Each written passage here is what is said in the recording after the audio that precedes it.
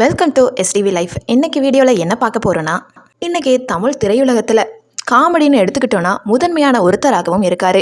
அது மட்டும் இல்லாமல் சிறந்த நடிகர்கள் லிஸ்ட்லையுமே முக்கியமான இடத்துலையுமே இருக்கார். இவருடைய நடிப்பு சின்ன குழந்தைகள்லேருந்து பெரியவங்க வரைக்கும் ரொம்பவும் பிடிக்கும். இன்னும் சொல்லப்போனால் இவர் மதுரைக்காரரு. வீட்டில் உள்ள கஷ்டத்தோட காரணத்துக்காக வீட்டை விட்டு வெளியே வராரு. எல்லாருக்கும் தோன்ற மாதிரி சினிமாவில் ஒரு நல்ல இடத்துல வரணும்னு அவருக்கு ஆசை. ஆனால் ஸ்டார்டிங்கில் அப்படி ஒரு நிலைமை அவருக்கு கிடைக்கல. எப்படி இன்னைக்கு முதன்மையான காமெடி நடிகராக ஆனார், சிறந்த நடிகர்களில் முக்கியமான இடத்துல இருக்காரு. இப்போவே உங்களுக்கு புரிஞ்சிருக்கும், நடிகர் சூரி அவர்களுடைய வாழ்க்கை வரலாறு தான் இந்த வீடியோவில் பார்க்க போகிறோம்.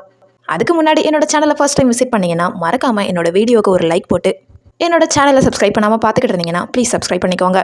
வாங்க வீடியோக்குள்ளே போகலாம். இவருடைய உண்மையான பெயர் ராமலட்சுமணன் முத்துசாமி. இவர் ஆகஸ்ட் மாதம் 27ஆம் தேதி 1977 வருஷம் பிறந்திருக்காரு. சூரிய அவர்கள் 1998 வருஷத்திலேயே நடிக்க ஆரம்பிச்சிட்டாரு. ஆனால் அவருக்கு முதலாக எந்த ஒரு படத்துலையுமே எந்த ஒரு வெளியில் தெரியக்கூடிய எந்த ஒரு அங்கீகாரமுமே கிடைக்கல. ஆனால் அவருக்கு 2009 வருஷத்தில் வெண்ணிலா கபடி குழுங்கிற படத்தின் மூலமாகத்தான் ஒரு முக்கியமான அங்கீகாரமும் கிடைச்சிருக்கு. அதுக்கு காரணம் என்னன்னா, அவர் சாப்பிட்ட பரோட்டா தான். அவருக்கு பரோட்டானாலே பிடிக்காதாம். அந்த ஒரு விஷயத்தையுமே அவர் சொல்லியிருப்பாரு.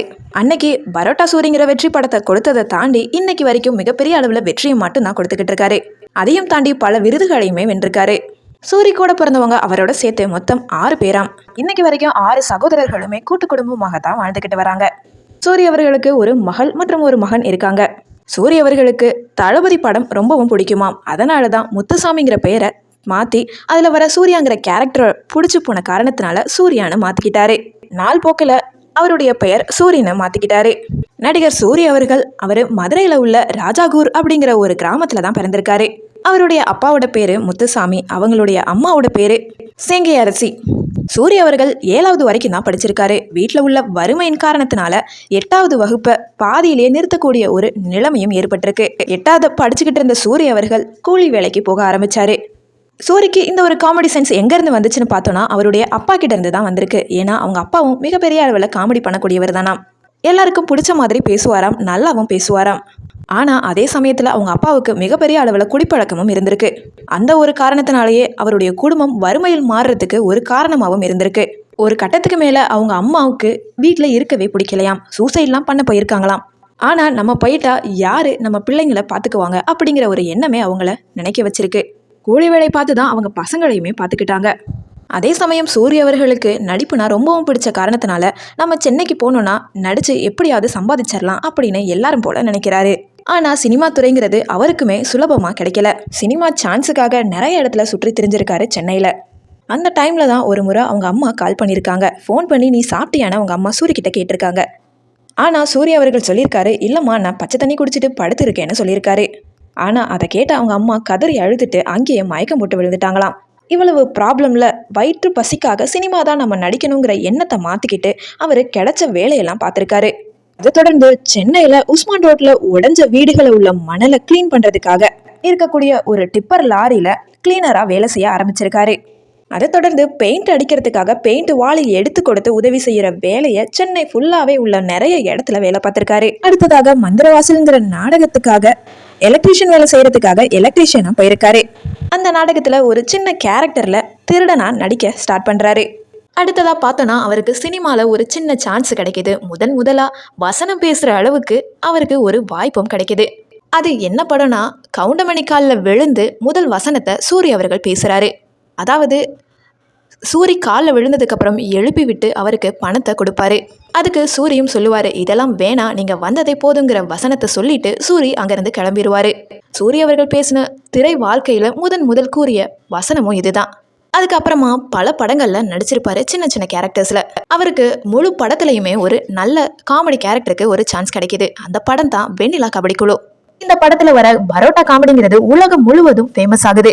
அன்னையிலிருந்தே சூரிய அவர்கள் பரோட்டா சூரியனும் அழைக்கப்படுறாரு. இந்த டைம்ல தான் அவரோட சின்ன வயசுல இருந்து ரொம்பவும் க்ளோஸா இருந்த ஃப்ரெண்டை போய் பார்க்கலான்னு போறாரு. ஆனா மதுரைக்கு போகும்பொழுது அந்த திவாகருங்கிற நண்பர் உயிரோடு இல்லை. இந்த ஒரு விஷயத்தை கேட்ட சூரிய அவர்கள் ரொம்பவும் வருத்தப்படுறாரு. இந்த ஒரு ஏமாற்றத்தை பார்த்து திரும்பி வர சூரிய அவர்கள் தன்னுடைய வாழ்க்கை பயணத்தை திரும்பவும் ஆரம்பிக்கிறாரு. இவருடைய கேரக்டர் தல அஜித் அவர்களுக்கு ரொம்பவும் பிடிச்சி போய் அவரை நேர்ல பார்த்து, நீங்க இப்படியே இருங்க, உங்க வாழ்க்கை மாறும், உங்களோட கேரக்டரை மட்டும் மாத்திக்காதீங்கன்னு சொல்லியிருக்காரு. அந்த ஒரு அறிவுரையை கேட்டு சூரிய அவர்கள் இன்னைக்கு வரைக்குமே அதை ஃபாலோ பண்ணிக்கிட்டு தான் வராரு.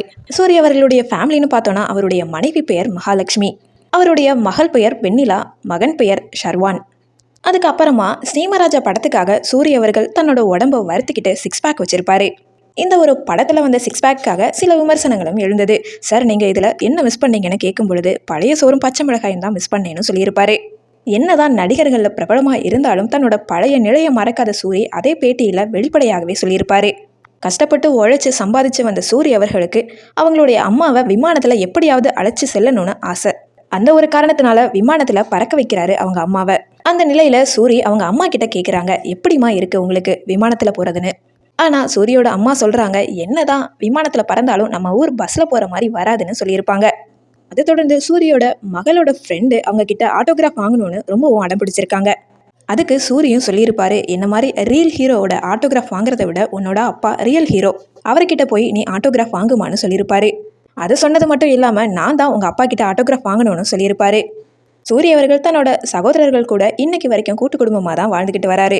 அந்த நிலையில் அவங்க கூட பிறந்த சகோதரர்களோட பிள்ளைகளுக்கும் படிப்பு செலவையுமே பார்த்துக்கிறாரு.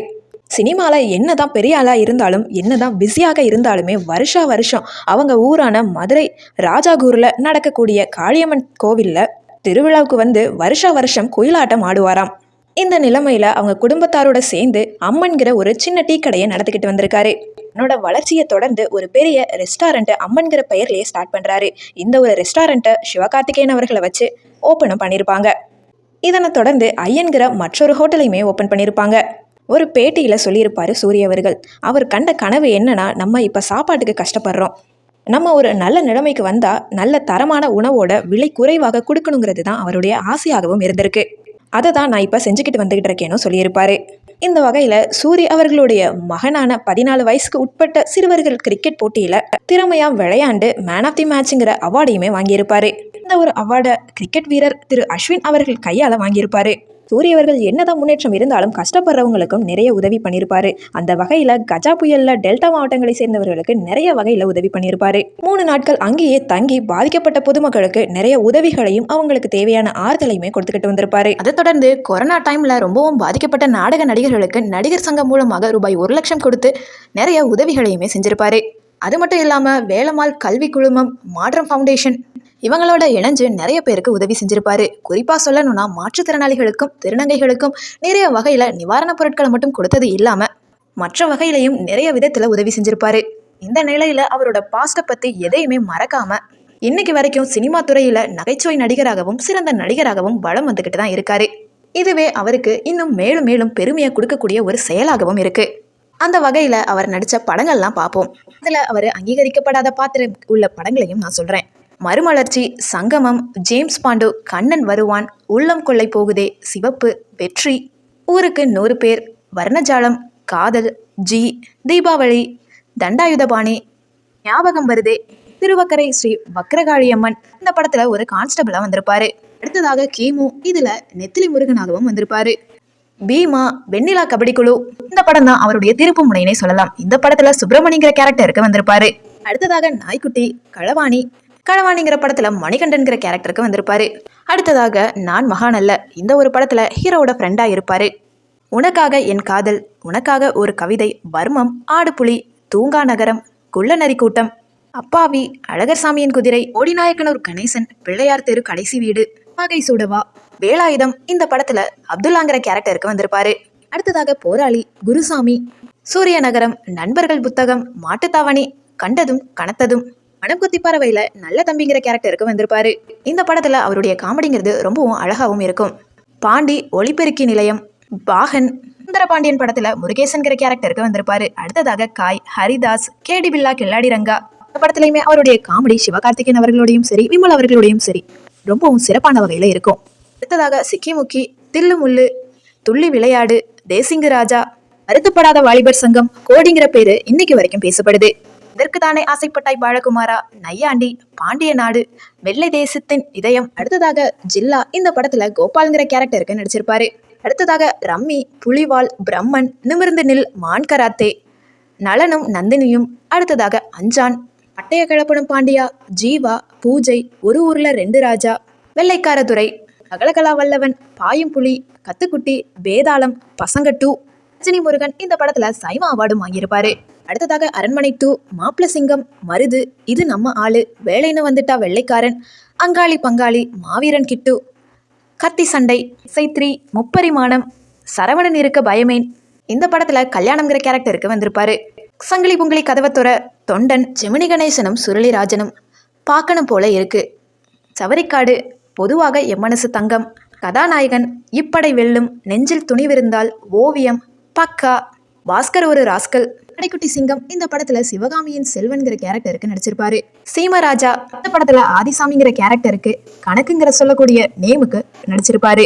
சாமி சதுக்கம், காஞ்சனாத்ரி, தேவராட்டம், வெண்ணிலா கபடி குழு 2, கெனடி கிளப், நம்ம வீட்டு பிள்ளை, சங்கத்தமிழன், சர்பத், உடன்பிறப்பே, அண்ணாத்த, வேலன், கொம்பு வச்ச சிங்கம்டா, அன்புள்ள கில்லி, எதற்கும் துணிந்தவன், தாதா, விருமன், இளவரசன், இவ்வளவு படங்கள்லையுமே காமெடி நடிகராக நடிச்சிருப்பாரு.